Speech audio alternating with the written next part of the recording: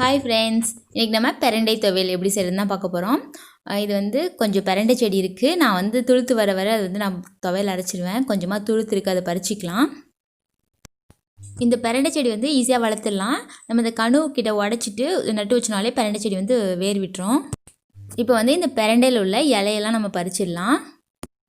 இதை வந்து பிரண்டைன்னு சொல்லுவாங்க. பிரண்டை வந்து பார்த்திங்கன்னா நார்மலாக அந்த வேலி ஓரங்களில் கிடக்கிற பிரண்டையெல்லாம் 4 ஓரம் ஒரு மாதிரி கூராக இருக்கும்ல, நம்ம உடச்சோன்னா நாராக வரும்ல, அது போல் இருக்காது இந்த பிரண்டை.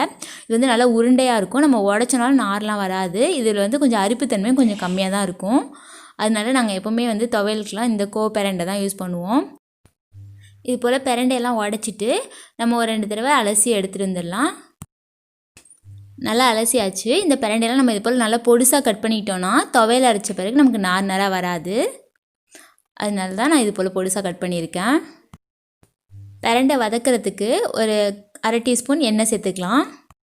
நம்ம கட் பண்ணி வச்சுருக்க பிரண்டையை வந்து இந்த எண்ணெயில் சேர்த்துட்டு நம்ம நல்லா வதக்கிக்கணும். ஸ்டவ்வை வந்து மீடியம் ஃப்ளேமில் வச்சுட்டு நம்ம நல்லா வந்து இதை வந்து வதக்கணும். அப்போ தான் வந்து துவையல் நல்லாயிருக்கும். நம்ம ஒழுங்காக வதக்கலைன்னா நாக்கெல்லாம் அரிக்க ஆரம்பிச்சிடும். அதனால் நல்லாவே வதக்கிக்கோங்க. பார்த்திங்கன்னா நல்லாவே வதக்கியாச்சு. இப்போ ஸ்டவ்வை ஆஃப் பண்ணிடலாம். பிரண்டை துவையல் பார்த்திங்கன்னா பிரண்டை வதக்கி வச்சுருக்கேன். கூட கொஞ்சம் தேங்காய் துருவல், அப்புறம் வந்து 2 காஞ்ச மிளகாய், கொஞ்சமாக வந்து புளி, அப்புறம் உப்பு, ஒரு 5 பல் பூண்டு உரித்து வச்சுருக்கேன். இது அம்மியில் அரைச்சோன்னா ரொம்ப டேஸ்ட்டாக இருக்கும். நான் இன்றைக்கி மிக்ஸி ஜாரில் தான் அரைக்க போகிறேன். ஃபஸ்ட்டு வந்து காஞ்ச மிளகாய், வதக்கி வச்சுருக்க பிரண்டை, அப்புறம் புளி இதெல்லாம் சேர்த்துட்டு ஃபஸ்ட்டு ஒரு தடவை அரைச்சிக்கலாம்.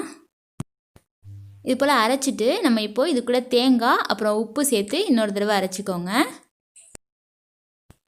இது போல் நல்லா அரைச்ச பிறகு கொஞ்சம் தண்ணி சேர்த்து நல்லா துவையல் மாதிரி பேஸ்ட்டாக அரைச்சிக்கலாம். இது போல் அரைச்ச பிறகு நம்ம வந்து அந்த உரிச்சு வச்சுருக்கோம்ல பூண்டு, அதை வந்து இதில் சேர்த்துட்டு இதையும் ஒரு தடவை நல்லா அரைச்சிக்கலாம். அவ்வளோதான், நம்ம பிரண்டை துவையல் ரெடி ஆகிடுச்சு. நம்ம அம்மியில் அரைச்சோன்னா பூண்டு வந்து தோலை எடுக்காமே நம்ம வந்து அதில் அரைச்சிக்கலாம். மிக்சியில் அரைக்கிறதுனால நான் தோலை உரிச்சிட்டு தான் வந்து பூண்டு இதில் சேர்த்து அரைச்சேன். இல்லைனா அந்த தோலெல்லாம் ஒரு மாதிரி இருக்கும், பசங்க சாப்பிடாதுங்க. அதனால் இப்போ இதை எடுத்து ஒரு வேறு கிண்ணத்துக்கு மாற்றிக்கலாம். அவ்வளோதான், ரொம்பவே டேஸ்டியான பிரண்டை துவையல் ரெடி ஆகிடுச்சு. நம்ம சேனலில் இப்போ தான் ஃபஸ்ட் டைம் பார்த்தீங்கன்னா மறக்காமல் சப்ஸ்கிரைப் பண்ணிடுங்க. இந்த வீடியோ பிடிச்சிருந்தா லைக் பண்ணுங்கள், கமெண்ட் பண்ணுங்கள். தேங்க்ஸ் ஃபார் வாட்சிங்.